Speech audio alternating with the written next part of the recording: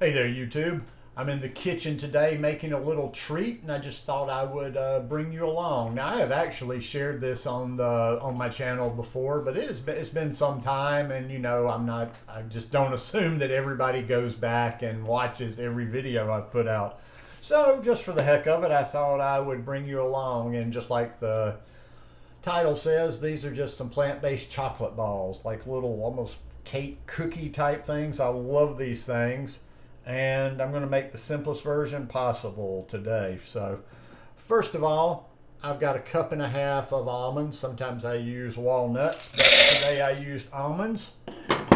And then what I'm going to do is I've put them in my trusty old food processor, Black & Decker. I don't know the model number, bottom of the line, cost me $35, and it's been going for 2 years plus now.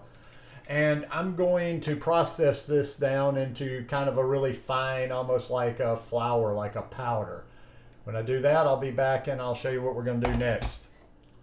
Okay, I got that. I processed that for a little bit, got it nice and fine there.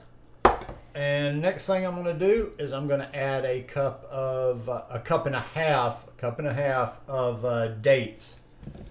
The dates I soaked because I just wanted them to be a little bit gooier than what they are. And then I'm going to process that with my almonds there. Then I'll be back for the next ingredient. Okay, after I process the dates in there, and I don't process them, I process them just enough to where it's kind of starting, you can see, to form like this little dough-like substance. And then next, I'm going to use half a cup of cacao. And I've got a quarter cup of unsweetened almond milk. Now I'm going to pour that in. I'm going to pour most of that in, and I might need to add a little bit more, but like I say, it sucks when you go through this and you put too much, and it gets it too wet, too mushy. So I'm going to add this in, and then I will blend that, and I will be back to show you what we do next. Okay, that firmed it up nicely. Now I've got a big ball of dough-like substance to work with, and it's pretty good because, of course, I had to scrape it a little bit and test. So what I'm going to do, and you can make them any size you want to, is I just taking them out, I roll them in a ball.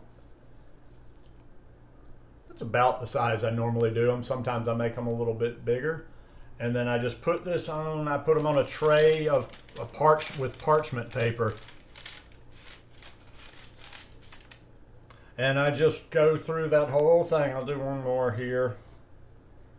I have a little bit of this thing where I'm always trying to get them uniform. Like, okay, this one's not quite as big, or this one's bigger than the last one. But basically, you just roll them into a ball. Some like them bigger, some like them smaller.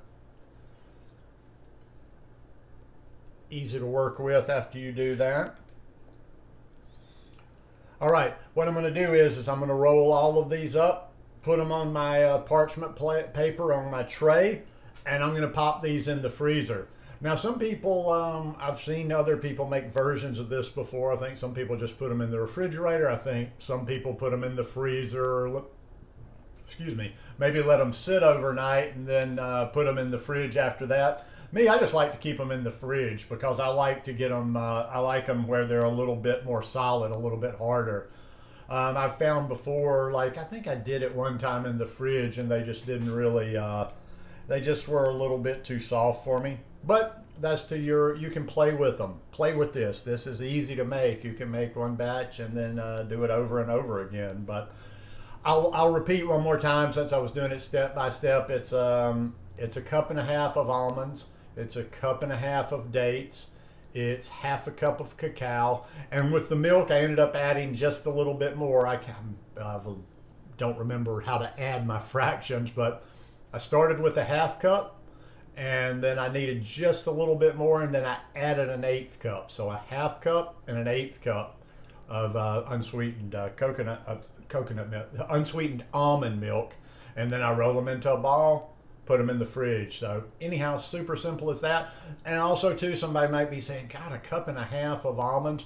I'm not going to sit down. This will probably I just didn't figure we needed to do one more segment, but this will probably make 12, anywhere from 12 to 15 of these things. And I only eat like two or three at a time, generally. So you can have them for desserts, you can have them for a snack. If you drink coffee, have a couple with your coffee, have a couple with your tea. But these things are good, so give them a try and let me know what you think.